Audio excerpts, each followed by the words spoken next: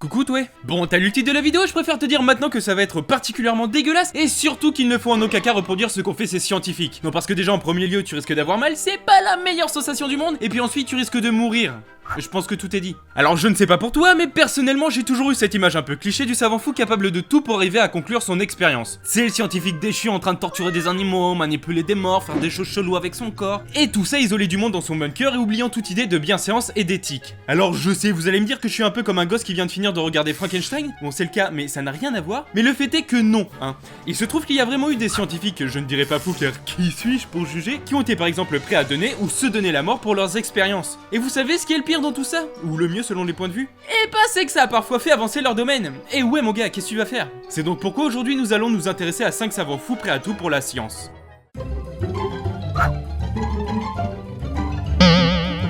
Numéro 5, Carnel Landis.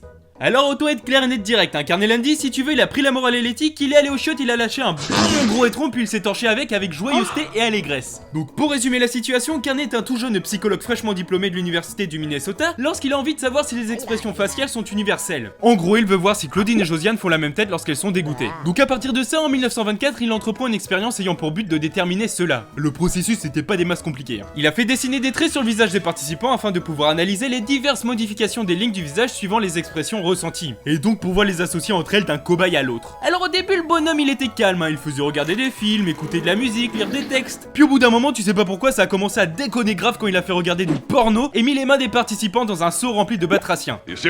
Mais là encore, ça va, on peut relativiser la chose, hein. Sauf que le problème d'éthique il vient après. Et oui, afin de finaliser son expérience, le pépère a demandé aux participants de décapiter un rat. Vous voyez le problème maintenant, le côté un petit peu foufou du garçon? Alors déjà, faut savoir que 2 tiers des cobayes ont accepté, vous êtes grave malade, mais pour le tiers restant, bah fallait quand même voir leur réaction. Du coup, il a décapité les rats et a forcé le reste des participants à regarder. Voilà, espèce de gros dégénéré. Oh là là, t'aurais sûrement fait pareil à leur place, tu devrais pas les insulter. No, God! No, God, please, no! No! No! Non! À la conclusion de son expérience, on s'est finalement rendu compte qu'il n'y avait pas de réaction et d'expression universelle, que chacun réagissait différemment face à une émotion et à un événement. En gros, ça n'a servi à rien. Cependant, il est à noter qu'on peut en tirer autre chose de cette expérience. C'est le fait que les gens sont prêts à tuer sans se poser de questions parce qu'une autorité supérieure leur demande. Cela montre donc la docilité et la soumission de la populace, de la plèbe. Numéro 4, Albert Hofmann. Alors on va faire un petit peu de suspense pour celui-là. Albert Hofmann est un chimiste suisse qui a vécu de 1906 à 2008, soit 102 ans. Chose qui est plutôt étonnante vu ce qui lui est arrivé. Oh là là, mais tu peux pas nous le dire directement. Eh ben non, sinon, c'est pas drôle. En 1938, dans le cadre d'un travail de recherche pharmaceutique ayant pour but de créer un stimulant circulatoire à partir d'ergot de seigle, autrement dit un champignon, Hofmann synthétise une substance. Donc tout naturellement, il va la tester, et ce, sur des animaux.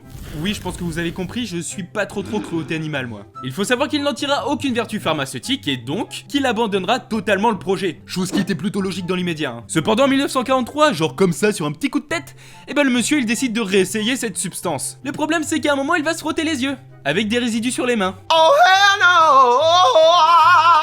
Du coup, ni une ni deux, hein, les muqueuses des yeux, bah ça l'absorbe. Et là, le gars, il commence à convulser, à avoir des hallucinations, à avoir du mal à respirer, et il finit même par s'évanouir. Ouais, c'est plutôt hard. Albert, après, il témoignera quand même qu'il crut mourir sur le moment. Donc comme n'importe quel individu normal, vu qu'il est pas con, Hofmann, bah il décida de ne plus Ah non, en fait, il décida de s'injecter volontairement le produit. À 2 doigts de la mort, personne n'a de meilleure idée, hein. Si Jésus a tendu l'autre joue, lui, il a tendu l'autre fesse, là, sérieux. Bon, il était pas suicidaire non plus, quoique. Donc il s'est injecté la plus petite dose permettant l'apparition d'effets. Et vous savez quel nom avait le produit qu'il venait de synthétiser? Eh bien, ça portait le nom de diéthylamide LSD 25. Oui, Hofmann, au péril de sa vie, puisqu'il ne savait pas ce qui allait se produire, en plus d'avoir synthétisé le LSD, s'est tapé le premier trip sous LSD. Félicitations, mon grand. Numéro 3, Frédéric Holzel. Quelle est votre nourriture préférée? Bon, je vous connais pas, mais je suppose que de base, elle est de type comestible. Mais Stopinambour, où est-ce que tu vas en venir? Bien sûr qu'elle est de type comestible. Bah en fait, adolescent, Frédéric Holzel, un scientifique né en 1889, pensait que les aliments que nous consommons le rendaient malade.